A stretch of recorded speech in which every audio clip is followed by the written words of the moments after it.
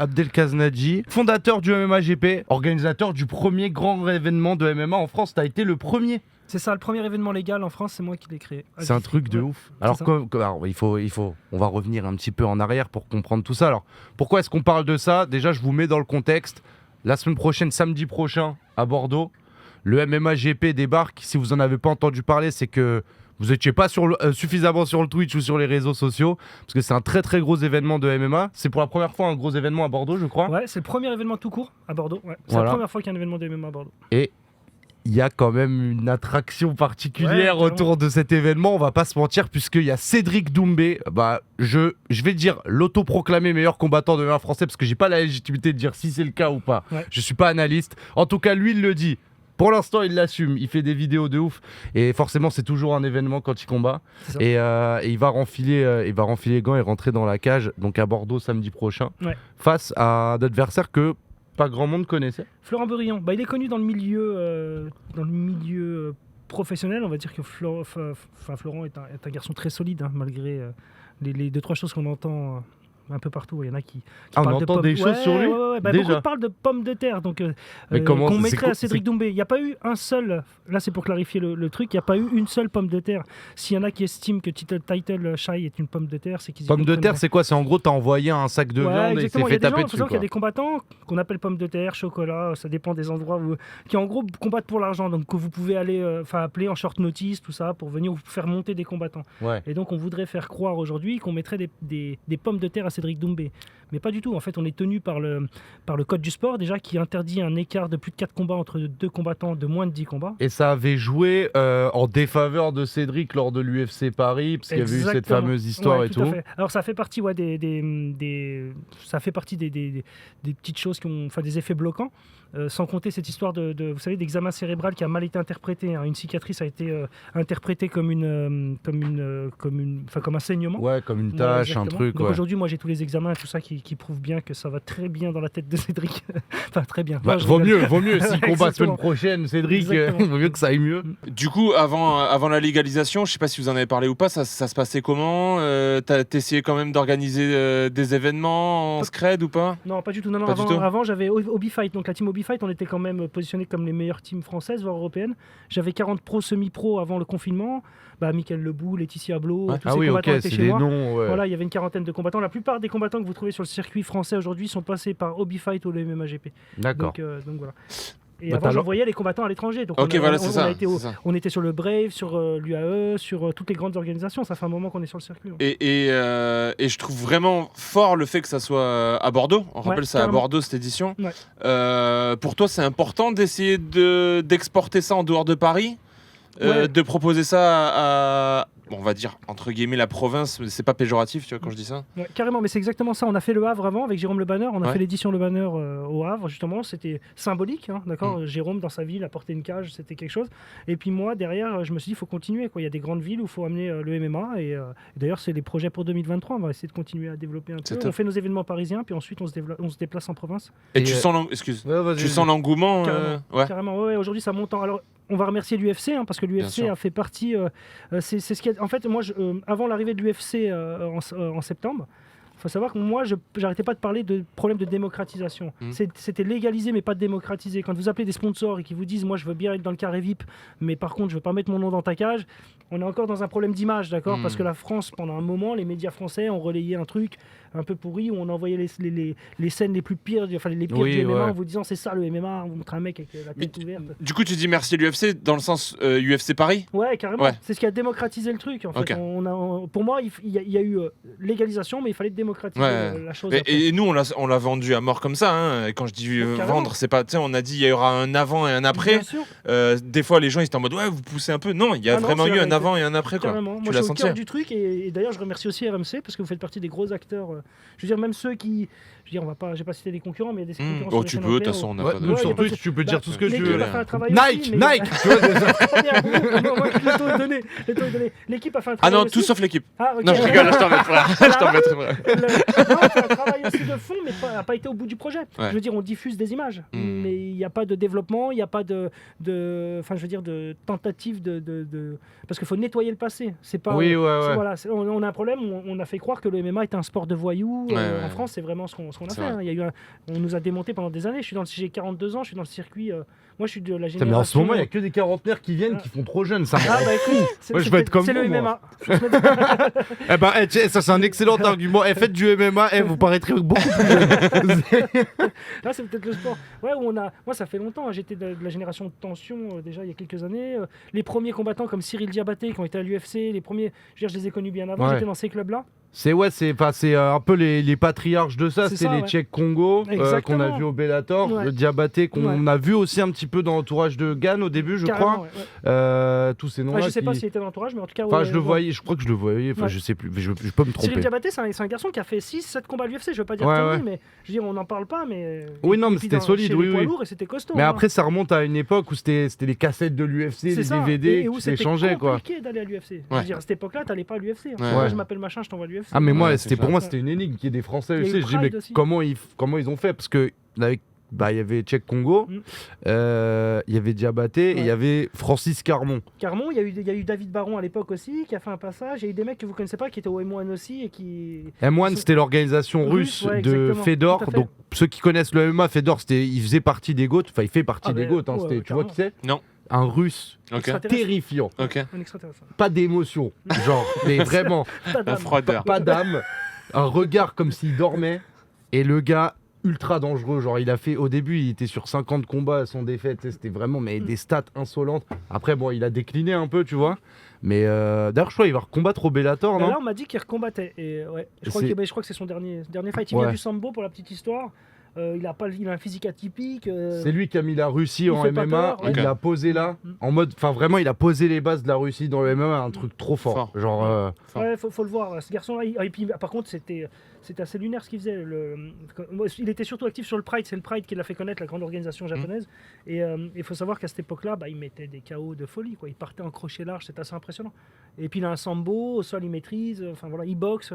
C'est un garçon super complet. Il n'y a qu'un frère qui est complètement son opposé. Je sais pas son frère, c'était genre le mec un peu drogué, alcoolique, complètement barjot et tout. L'histoire est. Faudrait que je te montre des highlights. C'est franchement je crois qu'il est en prison. C'est un peu. Son ref. Ouais, je crois. Tu sais, c'est un peu vieilli. Donc tu sais, il y a une saveur dans l'image un peu. Tu vois ce que je veux dire? C'est comme les combats UFC où tous les mecs ils ont les cheveux peroxydés. J'aime le terme. Il y a une saveur dans l'image. J'aime beaucoup ça. Tu sens qu'il y a beaucoup d'organisations qui essaient de se mettre en place en ce moment, en tout cas en France, tu vois. Comment ça se passe entre vous? Il y a de la concurrence. C'est sain. Enfin, désolé si la question dérange. Ouais, bien sûr. C'est la guerre. C'est la guerre. Je vous le dis honnêtement. Après, c'est pas nous qui la faisons, mais il y a un état d'esprit. Moi, je m'isole. Je me suis mis hors compétition réseau. Ouais. Ça m'intéresse pas du tout. Les choses se passent dans la cage. Et voilà. Après, les gens se comportent vraiment mal. On a un vrai problème. Donc il y a des orgas qui ont vu, je sais pas, il y en a peut-être une dizaine qui sont nés direct derrière nous, et puis derrière il en reste 3 en lice quoi. Donc après il y a la réalité des choses, c'est-à-dire qu'il y a un code du sport, on peut pas faire n'importe quoi avec le MMA. Déjà il y a une mauvaise ambiance, ça veut dire il y a une mauvaise image qu'on nous a donnée, donc on nous attend, on a une épée de Damoclès au-dessus de la tête, on nous le rappelle. Il y a un peu de rouille, tu sais, c'est un peu ces trucs sur la voiture, tu sais, ils sont là depuis tellement longtemps, c'est tellement chiant à enlever. Ouais, c'est ça. Et là après on est dans un autre truc où tout le monde s'enflamme. Il faut savoir que les combattants, la plupart des combattants qui ont de l'expérience l'ont fait à l'étranger. Donc ils ont été traités dans le dur, ils ont vécu les grandes orgas, et donc arrivés en France, ils sont enfin, on va pas être vulgaire, mais on va l'être. Beaucoup qui pètent plus haut que leur cul, qui vous racontent des trucs bizarres, beaucoup d'analystes, de mecs sur les réseaux. Il y a plein de podcasts aujourd'hui, les mecs ils font de l'expertise de comptoir pour moi, parce que je vous dis, les résumés avec Cédric Doumbé, lui c'est ci, lui c'est ça. Moi je pense pas qu'on ait fait un Doumbé par exemple, si on lui met un mec qui a 2-1, donc qui a 3 combats, une défaite, 2 victoires, c'est magnifique. Le prochain, il est invaincu, ni amateur, enfin, invaincu, amateur et pro. Qu'est-ce que vous voulez? Et les gens voudraient voir en face de lui un McGregor ou un... On est dans un délire en fait. Pour le coup, Abdel, j'ai une histoire qui plaide plutôt en ta faveur, parce qu'en vrai de vrai, il y a un truc qui nous lie, Abdel, lui et moi, c'est que j'ai un de mes potes qui a combattu au MMA GP. en short notice. On en avait parlé rapidement. Attends, c'était qui? Bruno Loret. Au cirque d'hiver. Exactement. Au cirque d'hiver. Je vous explique, en fait, c'est le mari d'une de mes amies de lycée et tout, combattant de MMA, il vient de La Réunion, etc. Il a été pris short notice au MMA GP pour combattre un mec qui avait 2 combats pro, je crois, 2 victoires, 0 défaite. Mon élève. Ouais, et il le prend en short notice. Donc, sur le papier, mon pote, il y a tout qui est contre lui. Exactement. Vraiment. Donc, mais lui, c'était son rêve de combattre. C'est un bel événement, en plus, cirque d'hiver, tu vois. Il a dit non, j'y vais, il faut que j'aille. C'est un peu le fameux appel qui peut changer ta vie, tu vois. Il y va. Sur le papier, il n'y a rien qui va pour Bruno. Et ben Bruno, il s'en prend une. Il dit il fait un peu le tour de la cage. Et puis après, KO premier round. Et contre toute attente, celui que personne connaissait, mais KO celui qui a de l'expérience. Ce qui prouve que le matchmaking, finalement. T'as pris un mec qui était short notice, mais qui a mis KO celui qui était plus dans les meilleures conditions et tout, et qui en plus fait partie de ta team. Désolé Abdel. Mon gars qui montait, donc team c'est pas Sacha. Bruno. Non mais c'est terrible parce qu'en plus c'est vrai qu'il prend l'orage juste pour tout de suite d'entrée de jeu. On voit qu'au premier contact, parce que c'est Morgan Gebolo, mon adversaire, ton élève. Moi je suis un peu KO. T'inquiète. Et c'est vrai que nous on a pris le combat se fait, Morgan est favori, large. Loré, c'est Loré. Ouais, c'est ça, ouais. Et sur. Pour moi. Son premier combat pro. Ouais, mais sûr de lui, quoi. Le mec, à la fin, il est super motivé. Bon, je me dis, avec la fougue et tout, ça risque de. Il passera pas. Parce que je connais Morgan, il a une super anglaise, mon combattant. En plus, il y avait des histoires de poids aussi, non? Il y a eu vraiment tous les trucs. On a galéré partout. Morgan a eu un problème, mon élève a eu un problème de poids. J'étais dégoûté parce que quand t'es organisateur, c'est compliqué. Donc, d'ailleurs, c'est mon élève qui prenait la pression. Moi, je disais, écoute, on annule le combat. Et puis, non, attends. Et bon, finalement, le combat s'est fait quand même. Et on voit très bien que Loret prend l'orage d'entrée de jeu dans le combat. Moi, il vient me voir à la fin. D'accord. S'il suit. Je lui mettrai la vidéo et ça lui fera plaisir. Les premiers contacts, il me le dit. Il frappe. Je dis, c'était le but de l'opération. Mais putain, il me sort une droite de l'espace là, qui touche mon gars tout de suite au premier round. Ouais, plein menton bas, mais et il y a un petit pas de recul et puis non, il va s'y d'un coup c'est Samba. Moi, mon coin, les gars de mon coin, parce que moi, il faut savoir que je travaille avec eux, je fais des cours pro avec eux, pieds-points, tout ça, mais qu'après, moi, une fois événement lancé, moi, je suis pas dans les coins, je gère plus rien. Et c'est vrai que même mon coin qui s'agitait en disant non, parce que mon gars tombe net par terre, Loré rentre, boum, il travaille en grand and pound, et le truc, c'est que mes gars disent non, il était pas KO. J'ai appelé, j'étais dans la salle, je dis à Chaval, mais arrête-toi. Tu voulais quoi que non, mais si t'arrêtes pas, ça se finit ça. Mais c'est très bonne anecdote. Et on revient sur le MMA GP. Du coup, tu disais en termes d'organisation, c'est compliqué, la concurrence, etc. Et sur les premiers événements, typiquement, c'est quoi les difficultés que tu as pu rencontrer? Enfin, tu as dû avoir des anecdotes, genre je sais pas, des trucs de ouf. Même sur les premiers, parce que tu sais, t'es à l'expression, t'essuies les plâtres. Et t'es le premier mec qui organise un événement d'MMA en France. Je pense que t'as dû essuyer des plâtres, forcément. Genre, tu sais, un mec à 2 jours avant le combat. J'ai mal au ventre. Là, je vais t'en donner. C'est fou tout ce qu'on a vécu. C'est pas essuyer les plâtres. On était dans la démolition, on enlevait le plâtre. On était dans un délire. Moi, au moment de l'événement, à l'heure de l'événement, j'étais pas sûr que l'événement se ferait. On s'est retrouvé dans un truc de con avec la cage. Je sais pas si vous en avez entendu parler. Et bizarrement, toutes les grandes organisations ont eu un problème de cage dans leur début. Ah ouais? J'ai entendu une histoire comme ça. Un mec, moi je sais pas du tout. Alors je vais t'expliquer. C'était où déjà? À Vitry-sur-Seine. À Vitry. Et faut savoir que déjà il y avait l'histoire du Covid. T'es pas bien quand tu dois fournir un test à un combattant qui part du Brésil, qui fait des escales. Je te jure. Comment tu veux qu'il arrive négatif? C'est horrible. Je te jure. Donc c'est là où on a lancé les faux tests. Non, je rigole. Il m'a fait flipper. En fait, tu pouvais pas. Le mec, c'est l'entrepreneur de l'avenir. À chaque fois qu'il y a un problème, j'ai une idée. J'ai un business. Je suis mort. Je suis mort. Non, parce qu'en fait, dis-toi que à chaque aéroport, déjà, tu passes pas une douane à cette époque-là. Je sais pas si vous vous rappelez, c'était Covid égale test. C'était un truc de fou. On nous avait dit c'est passeport vaccinal. C'était vraiment. Je sais pas si vous. On n'est plus sur la 2e, 3e vague. On était vraiment sur un truc assez tendu. Et là, on sortait nous du confinement et on commençait à ouvrir les jauges. En gros, on avait une première jauge moins de 1000 personnes, donc c'était ça. Les fameuses terrasses limitées et tout, on se remet un peu... vraiment dans la guerre, on était au cœur, il faut se rappeler du contexte. Et en fait, le délire, c'est que déjà, les combattants, dis-toi qu'il y en a qui font des escales et qu'à chaque fois, ils sont testés. Donc leur année, je peux te dire que quand tu pars du Brésil, tu arrives en France, à ce moment-là, ton nez, on te l'a fouillé 10 fois. Et donc, jusqu'à moi, et puis moi, je dois fournir aussi un test 24 heures avant la pesée. Enfin, de moins de 24 heures avant la pesée. Donc ça veut dire qu'on est sûr que les mecs étaient négatifs. Là, il n'y avait pas de blague. Et puis après, il y a quoi? Il y a le code du sport. Ça veut dire qu'ils doivent tous répondre Attends, c'est IRM cérébral, c'est électrocardiogramme, c'est prise de sang, c'est des examens que tu peux pas demander à un étranger parce que tu parles de son salaire de 6 mois. Ça veut dire que nous, en France, on croit que... Bon, nous, c'est facile, hein, demain, t'as mal à la tête, on te fait un IRM comme ça. Et au Brésil, non. Ça se trouve, t'es dans la Pampa, tu dois faire 40 km, ça va te coûter je sais pas combien, tu sais. Et en plus, tu auras le médecin, t'es pas couvert. Enfin, c'est tout le système. Voilà. Il y a un mec, Amaury Toro, il a arrêté de commentaire, il dit on avait le droit de se mettre des coups de genoux, mais pas de se tousser dessus, c'était génial, belle époque. Amaury, c'est mon matchmaker. Ah, ok. C'est mon matchmaker. Salut Amaury. J'aime bien l'esprit. C'est pour ça que c'est mon matchmaker. J'aime bien les mecs bizarres. Vous l'aurez compris. Non, Amaury, c'est super. Justement, il me fait un travail magnifique et je pense que ça se voit. D'ailleurs, juste pour la petite parenthèse, souvent on critique les fight cards du MMA GP avant l'événement. Ah ouais. Et puis après l'événement, tu te rends compte. Mais pourquoi on les critique, on leur reproche quoi? Parce qu'on prend pas des gens forcément connus. Je veux dire, moi je nourris pas ma carte avec des followers. Ouais, en même temps, comment tu veux. Non, mais enfin. Mais par contre, je dis le MMA il se démocratise à peine en France. Enfin, si toi-même tu le dis, c'est l'UFC Paris qui est en fait la première brique qui démocratise le truc. C'était le 3 septembre. Ouais. Donc tu sais, comment tu veux que tout le monde soit connu? C'est pas possible en fait. Mais aujourd'hui on est là-dedans. On est vraiment dans le name dropping. Ouais, exactement. Et en fait on a maintenant nos combattants. Par contre, vous regarderez que la plupart des combattants qui arrivent sur les autres cartes chez mes concurrents, souvent sont partis du MMA GP. Ah ouais. Donc ça veut dire que je fais un vrai travail de révélation de combattants. Ouais. Et après, moi, tout de suite après mes événements, le lendemain, les agents m'appellent, putain, il y a lui, il m'a appelé, il me prend une proposition, il y a lui. Donc en plus, je sais que tout le monde regarde mes événements et qu'ils viennent piocher. Donc toi, tu fais coach, organisateur et scout en fait, parce que tu repères les personnes qui peuvent combattre ou qui vont être intéressantes et qui après vont aller dans d'autres organisations. Enfin, t'acceptes aussi d'être le tremplin de ces gens-là. Ouais, tout à fait. En fait, voilà, on a un problème entre les orgas qui veulent maquer les mecs, ils te les prennent et ils disent lui, on va faire de l'oseille avec. Moi, je pense qu'il faut d'abord montrer le côté sportif du MMA. Après, le côté bankable, c'est bien beau, mais après, je veux dire, on arrive sur des combats qui riment à rien. Enfin, moi, je vois des choses chez la concurrence. Il y a du grand n'importe quoi, c'est souvent. On est sur un truc vraiment un modèle anglo-saxon, un truc américain qui nous correspond pas en vrai. On a un truc à faire avant. Mais c'est quoi les défauts de ça? C'est genre c'est survendu, tu trouves? Carrément. Mais du coup, si tu devais prendre en exemple, si je peux le formuler comme ça, une organisation où ça te plaît beaucoup de comment ils traitent le sujet, comment ils vendent les combats, etc. Ça une organisation française? Non, peu importe, dans le monde. Le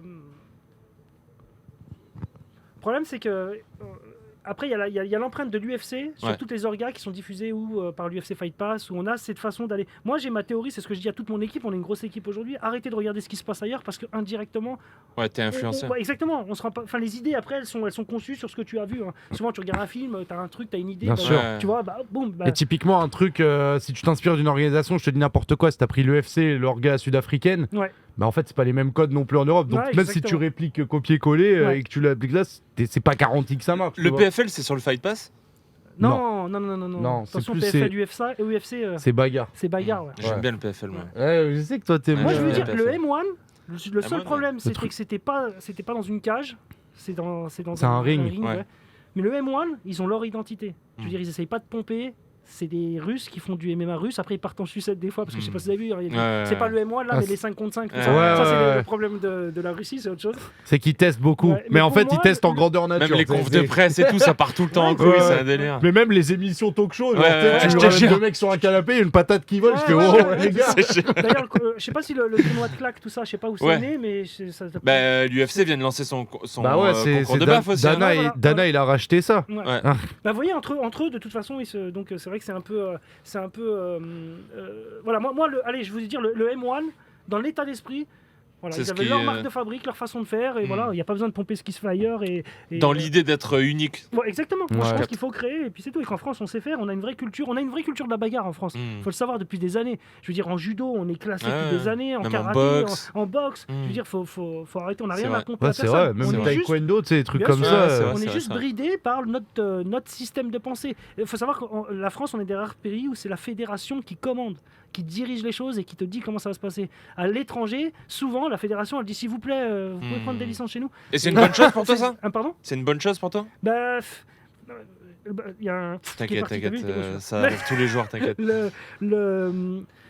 Oui et non, je pense qu'il y a le curseur à replacer, que la vérité elle est entre les organes. Entre les deux. Je pense qu'il y a des experts, je parle de nous, et qu'il y a un moment, il faudrait aussi nous écouter de temps en temps. Parce que la Fédé, elle est très jeune. La Fédé toute jeune, elle est née après la légalisation. Ouais. Enfin, elle est née en même temps que la légalisation, mais après nous. Ouais. Et en vrai, elle est régie par la Fédé de la boxe. En fait, elle est sous la FFB, la Fédération de boxe anglaise. Alors après, il y a quand même une logique là-dedans, parce qu'il y a plein de gens qui disent mais pourquoi ? En fait, il faut savoir qu'il n'y a pas de statut pro en France ailleurs. En boxe anglaise, oui. En fait, le statut pro est reconnu en France en boxe anglaise. Mais je dirais en lutte, il n'y a pas de statut pro. On est sur du circuit amateur. Donc je pense que c'est pour ça, au final, que le MMA a été encadré par la fédération de boxe, qui a déjà une expérience en pro. Donc voilà. Mais si vous voulez, je reviens sur la petite histoire du lancement de... Moi, j'aime trop, en fait. Oui, la cage, le problème de cage, c'est vrai, putain. Parce que moi, c'est le père Castor du MMA, tu sais. Mais c'est presque ça. C'est un délire. Ce qui m'est arrivé, c'était terrible. Parce que là, on se dit, bon, ok, super. En 3 semaines, on monte le truc. En 3 semaines, je vous jure, la carte, tout, ça s'est fait en 3 semaines. Et là, je me dis, il faut une cage quand même. Et là, putain, je tombe sur un mec qui me dit, moi, j'ai la cage de l'UFC. Je dis, comment ça ? Il me dit, ouais, en fait, je l'ai acheté à l'époque. Mais finalement, elle a servi que pour des films, des tournages, elle est nickel, tu vas voir, elle est géniale et tout. Il m'envoie des photos montées dans des studios, donc j'ai pas... Tu sais, c'est comme un échafaudage, elle est démontée, donc tu la vois pas avant. Et d'ailleurs, on le voit dans le reportage Canal+, le mec, bon, je lui en veux plus maintenant, mais à l'époque, je me dis, putain, je pouvais plus le voir. Il monte la cage, dans le reportage Canal+, il dit, ouais, alors là, s'il y en a un qui veut sortir de là, on le voit boulonner le truc et tout, vous verrez, personne peut sortir de là et tout, bon, génial. Le truc, c'est qu'une fois la cage montée, il y a plein de problèmes. Je sais pas ce qui peut se passer. Enfin, plein de petites... Des détails, quoi. Ouais, après, plein de problèmes. Pour moi, pas lié à la Sécu. Après, bon, on va pas rentrer dans le débat avec la Fédé, parce que le problème était là. Moi, il faut savoir qu'il y avait la ministre des Sports, il y avait du monde dans la salle. C'était il y avait tout le monde avec des masques, mais il y avait Brahim Asloum, il y avait plein de monde dans ma salle. Et moi, j'étais en mode toxico, j'étais pas bien. j'étais fatigué. Vous savez, on lance l'événement à 19h. On est en live sur l'UFC Fight Pass. Ah ouais. Je vous jure, cette pression, 1h30 de retard. La Fédé me dit non, tu lances pas l'événement. Et là, je dis que la cage, il y a un problème, tu lances pas l'événement, c'est mort. Et puis je marche, et puis tout le long, la Fédé me dit Abdel, annule, tu verras, ton professionnalisme, il sera souligné, annule. Moi, je tourne en rond, j'ai tout fait. Je vous jure, c'est vrai.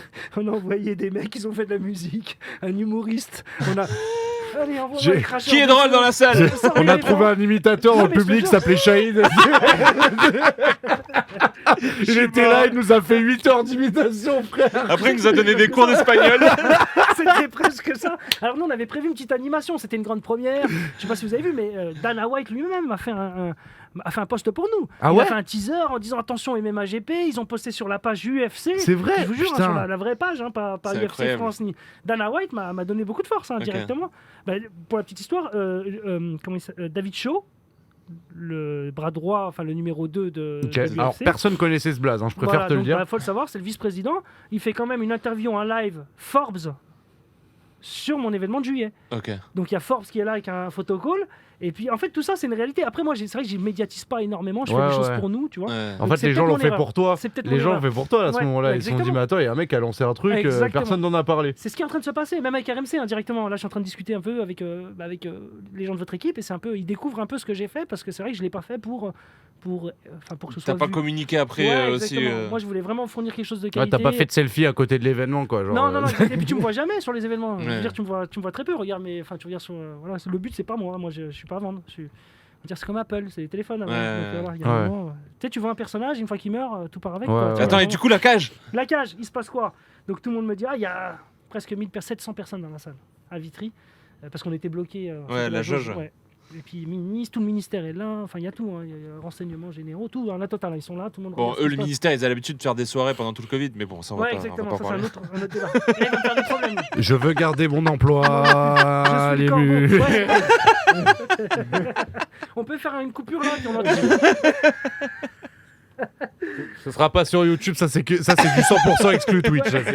Ouais, et donc là, je me dis putain, alors bon, il y a cette histoire de loquet, moi j'essaie de réagir tout de suite, ma salle elle est à 300 mètres. Je pars en ta salle d'entraînement. Ouais, ma salle de boxe à ce moment-là, le complexe sportif Obi Fight est à 300 mètres. Boum, je pars, je trouve un système, boum, je reviens, je lui dis tiens, regarde, hop, on peut fermer. Ouais, mais ça suffit pas si si on doit rentrer quelqu'un dans la cage pour évacuer. Enfin, si on doit rentrer un brancard, est-ce que la porte, donc on prend un mec, on lui fait faire 20 fois le truc j'essaie de leur dire regardez, bon, à un moment, il y a un mec qui est blessé dans la cage, on le sortira. Il faut couper le grillage, on le coupera. Enfin, c'est une urgence. Mais là, c'est vrai que la Fédé, elle était pas bien, quoi. Alors je peux comprendre parce que c'était la première, ils ont peur. Il fallait pas avoir envoyé une mauvaise image. Quelle blague, exactement. Et en fait, putain, on se prend 1h30, je vous dis, il manquait plus que le cracheur de feu. J'ai tout envoyé, je savais plus quoi faire. On avait prévu des artistes pour faire des animations one man show, tambour. Qu'est-ce que j'ai eu des musiciens. Enfin, il y a vraiment tout eu. 2 speakers qui essaient d'animer comme ils pouvaient. Et en fait, au final, allez, c'est une anecdote que j'ai jamais racontée. Oh, allez. C'est maintenant. Je vous la fais, je vais avoir des problèmes. Et là, c'est bien parce qu'Abdel, lui, il s'en fout. Il veut, je vais avoir des problèmes. On voit l'état d'esprit du bonhomme, je vais avoir des problèmes. Allez, j'y vais. On y va. Et en fait, si tu veux, pour la petite histoire, je passe devant Roxana, la ministre. Alors, honnêtement, Roxana, elle a fait un travail de fou pour le MMA. Donc, moi, je la salue. Aujourd'hui, c'est super important. Et surtout, c'est une vraie femme d'honneur. Je vous jure, c'est vrai. Elle a des codes. Je veux dire, moi, politique, c'est pas trop ma cam. Je vous cache pas. Je suis pas trop politique. Je parle très peu. Enfin, politique, religion, tout ça, moi, vous me verrez jamais m'exprimer ni sur les réseaux, ni sur ces sujets à polémique tout le temps. Donc voilà. Et elle, franchement, j'ai vraiment, c'est la première que je soutiens indirectement. En fait, pendant les élections, il y a quelques temps, on a fait quelques photos. Après, j'ai pas donné mon avis politique, mais j'ai juste souligné le fait que c'est une femme qui a beaucoup de codes. Donc ça doit venir du sport, à mon avis. Et voilà, quand elle dit quelque chose, elle le fait. Et moi, écoute, donc je passe et Roxana me dit, c'est quoi le problème ? On a tous des masques et tout. Elle m'arrête. Hop, qu'est-ce qui se passe ? Et je dis, on a un problème, parce qu'elle me dit 1h30, 700 personnes, vous attendez quoi ? Puis c'est pareil, ils ont peur des débordements. Je veux dire, t'avais tout le temps. Ouais, les gens qui s'impatientent et tout, mouvement de foule et compagnie. Et puis on parle de MMA, tout le monde attendait ce premier événement, tu vois. Donc voilà, et là, bon, boum, tout le monde sort, maire de Vitry, tout le monde sort, on sort dehors. Les représentants de la Fédé aussi qui étaient là, qu'est-ce qui se passe ? Ouais, la cage, il y a un problème, il y a un risque. Et moi, je retourne vers moi, elle me dit quel risque ? Je dis, moi, je vois pas de risque. Donc la Fédé dit, si, il y a un risque au niveau intégrité des combattants que moi, je comprenais pas. Mais c'était quoi ? C'était un loquet qui fermait mal ? Ouais, tout à fait. Et puis, problème de stabilité, il citait plusieurs choses en même temps, donc je comprenais pas trop. Alors qu'il y avait pas, vous regardez les images, la cage n'a pas bougé. Pourtant, on avait, bon. Et puis là, Roxana, elle dit, écoutez, c'est simple. Il n'y a pas d'effet bloquant. Elle dit... Je le dis. Elle dit, s'il n'y a pas de MMA GP, je ne vais pas au Bellator samedi. Ah ouais ? Je vous jure que c'est vrai. C'est la première fois que je le lâche et elle le dit. Elle le dit. Et là, je me dis, ah ouais, carrément. Et donc, elle dit, maintenant, ça y est, il y a du monde dans la salle, on y va. On ne peut pas dire, on va annuler l'événement, vous voulez quoi que ça brûle. Enfin, tu sais, il y a un moment. Donc, elle recadre les choses en disant, c'est trop tard. C'est trop tard. Et elle dit, parce que moi, on parle d'une cage homologuée. Ça n'existe pas. Merci. Bah oui, non, mais je veux dire, le truc, il a jamais existé. Comment tu veux homologuer la cage avant, tu vois ? Et là, je servais de fusible. Donc, moi, c'est vrai qu'à ce moment-là, j'en voulais vraiment la Fédé. Parce que je leur dis, vous m'aidez pas sur le coup, là. Tu vois, la cage, elle est là, elle est ce qu'elle est, c'est pas moi. Moi, je l'ai pas des 7 000 € la cage.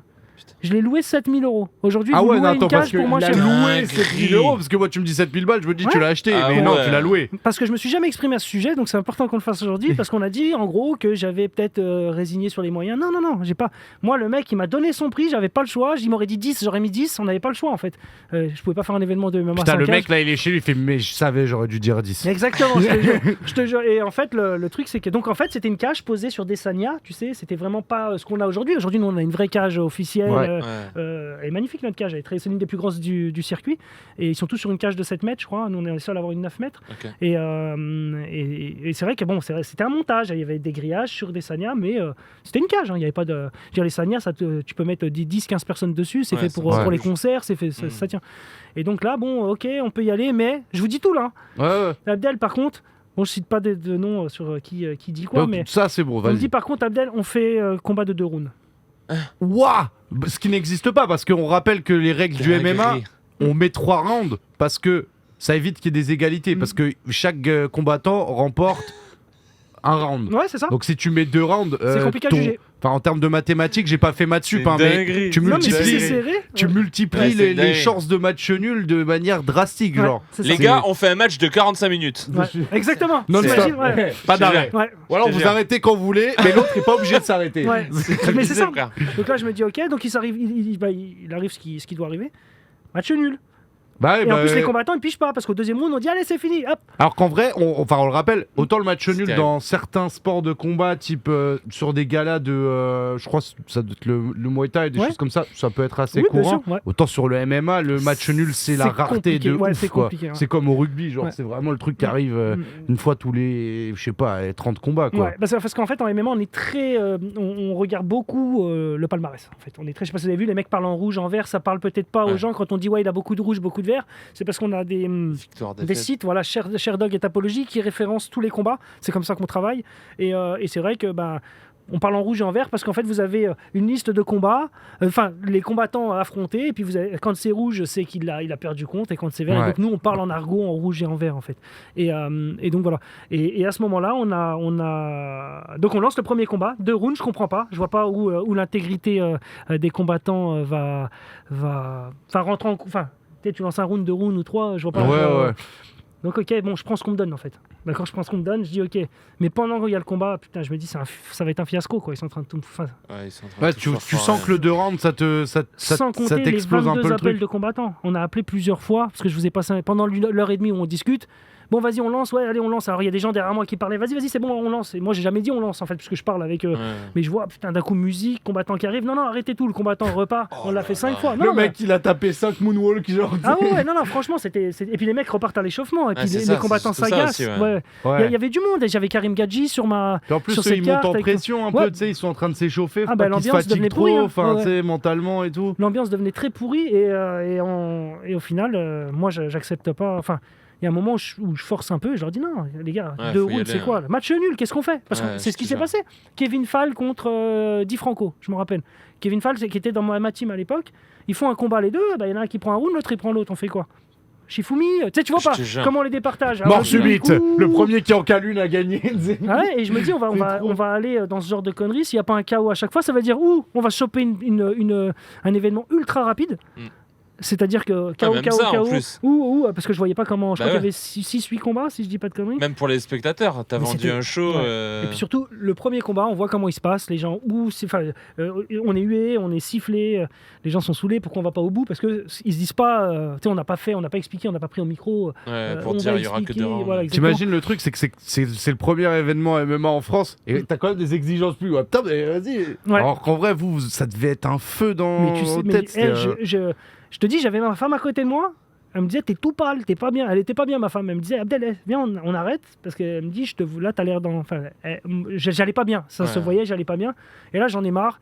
Et je leur dis, écoutez, où le prochain événement, où le prochain combat part en 3 rounds.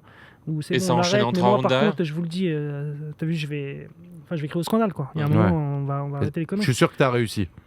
Deuxième combat, on part sur du 3 rounds. Il va très vite aussi, de mémoire. Je crois que c'est Rouvière contre un... Et là, tu sais, les mecs de la Fédé se retournent. Vachement bonne idée. Ouais, exactement. C'est pas con, ça. Non, Toi, t'es quelqu'un, toi. Et en fait, le truc monte crescendo et au final, on fait une belle soirée quand même. Mais il faut savoir qu'il y a eu plein de problèmes. La cage, je sais pas si vous vous rappelez, la cage est noire. Tatami, il faut savoir que le tatami, on pouvait pas y mettre de bâche. Il y a plein de choses qui ont été compliquées pour nous, dont on n'a pas parlé. Et finalement, au final, on fait une réussite. Moi, c'est un événement que j'assume pas trop. Je le reposte pas.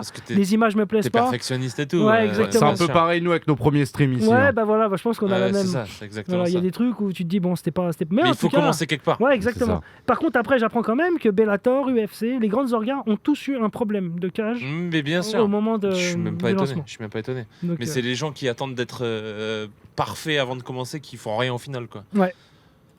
L'histoire retiendra que vous étiez les premiers dans tous les cas. Bah, c'est ça. Ah, mais aujourd'hui, on ne l'enlèvera pas. Ouais. Et puis, sur plusieurs choses. Je crois qu'on est les premiers à organiser en France légalement.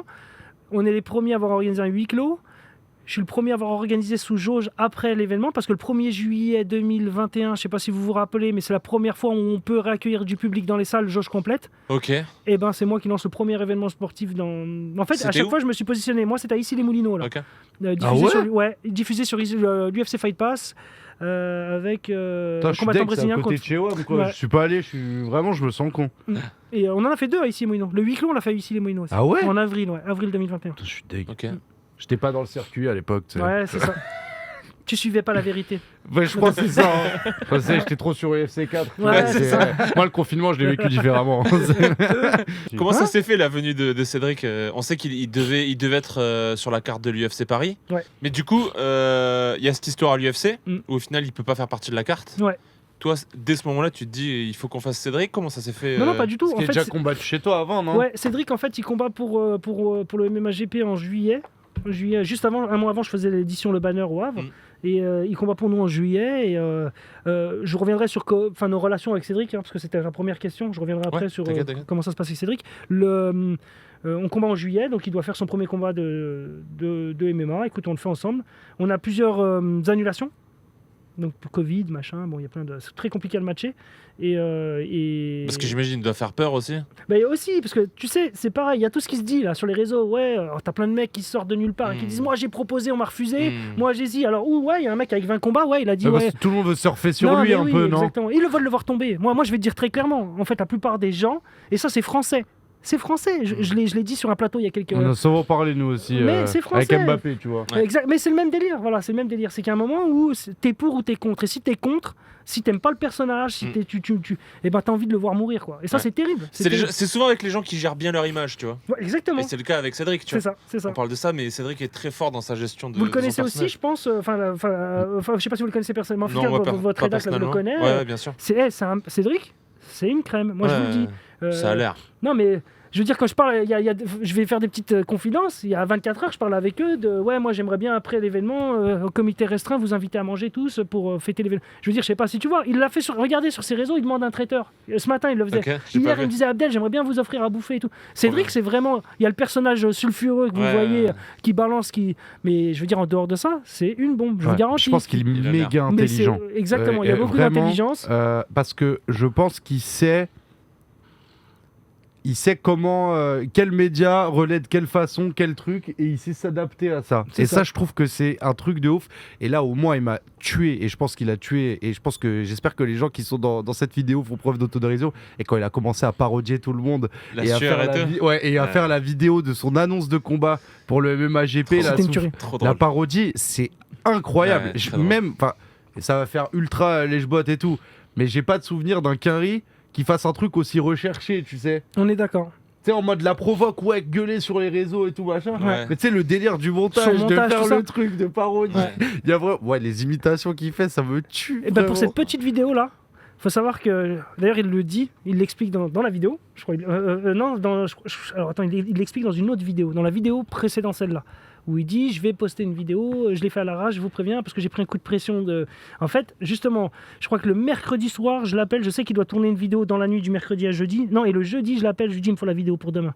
Et là, il me dit comment ça? Je dis moi, sinon j'annonce je peux pas attendre lundi pour parce qu'il me dit attends le monteur et tout. Donc en fait, ils appellent le monteur, ils te montent ça à l'arrache. Enfin, en plus, je les ai pressés. Ça aurait été, on aurait pu avoir encore une meilleure qualité. Donc je les ai pressés. Il a sorti cette vidéo. C'est cool déjà de voir qu'il y a une communication entre vous, tu vois. Ah mais carrément. Que ça c'est pas.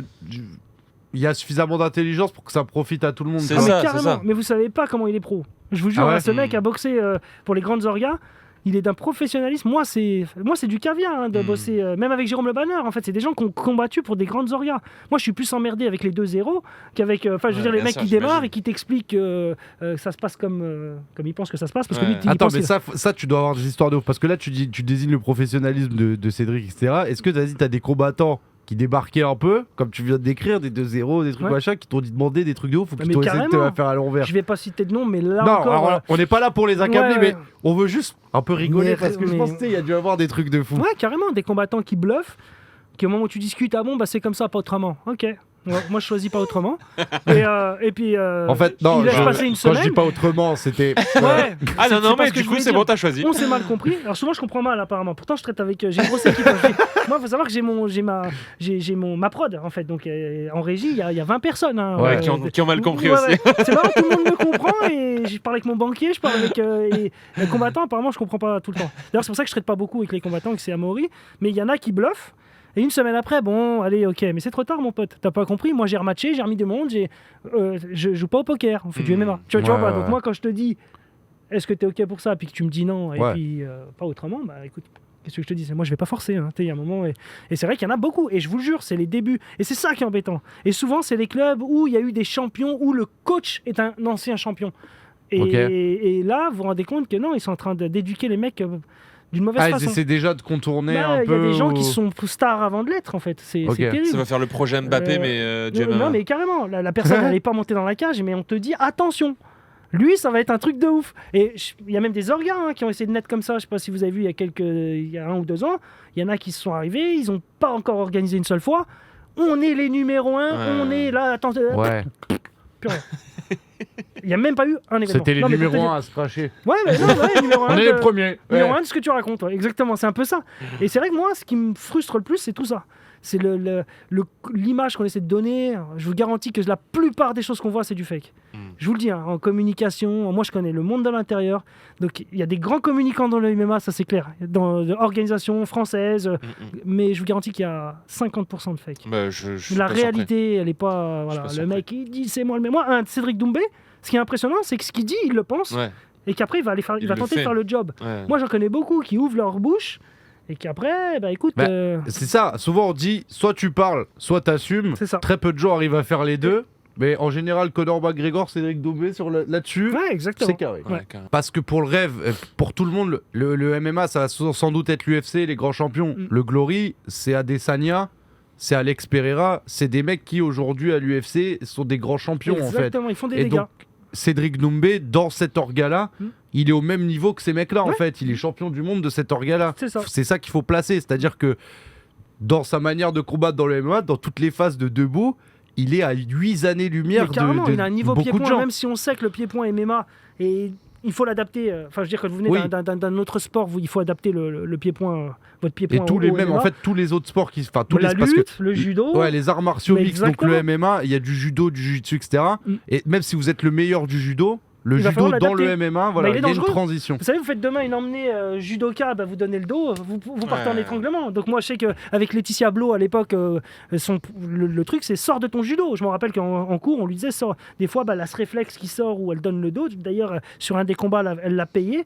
Je crois qu'elle fait un match nul contre une fille qui a tout de suite agrippé le dos sur une tentative d'emmener au sol de judoka. Je connais pas la technique. Le nom de la... C'est un truc...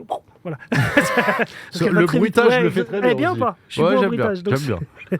Et donc c'est vrai que on revient vite dans nos travers. Tu vois, un gars qui fait du Muay Thai à distance où normalement on va encore, enfin on part en lutte et lui va rentrer dans le clinch. Ce qu'on appelle le clinch, c'est quoi? C'est saisie, genou, mais contre un lutteur, si tu rentres là-dedans, tu vas vite te mettre sur la nuque. Ouais, exactement, il va vite te mettre sur la nuque et puis voilà. Et donc faut pas oublier aussi pour Cédric, je veux dire, il est où? Il part en Irlande. Il est dans le club de McGregor, l'un des clubs les plus réputés pour ses lutteurs. Je veux dire, il a fait un choix. Il se met dans des conditions particulières. Il y a un moment, il faut regarder quand vous voyez des lives où il parle de sa chambre et tout.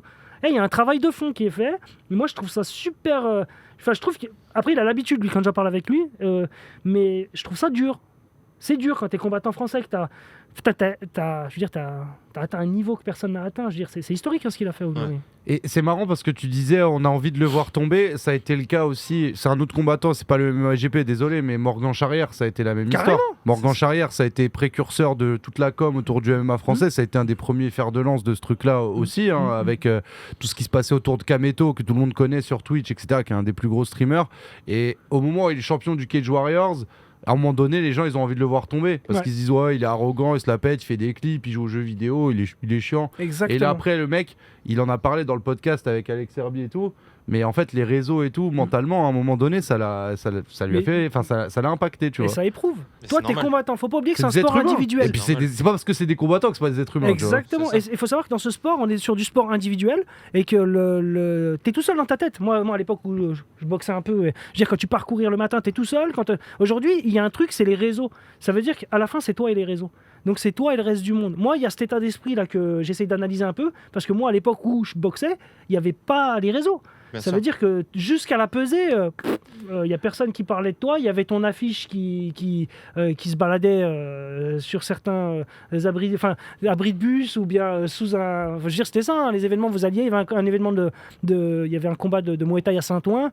Sous le pont de Saint-Ouen, tu avais 3 affiches. Moi, je viens de cette génération-là. C'est des affiches avec que du texte, quoi. Les mecs, ils sont sur les réseaux à écouter parce que quand ils disent « ouais, je m'en tape », c'est pas vrai.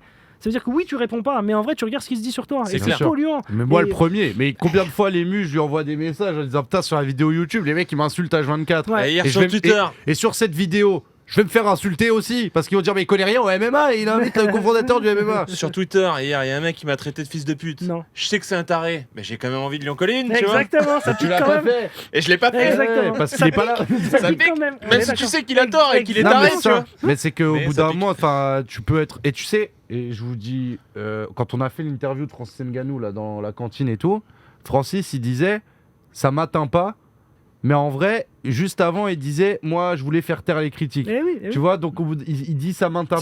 Mais le fait de dire ouais, je veux faire taire les critiques, c'est que ça là.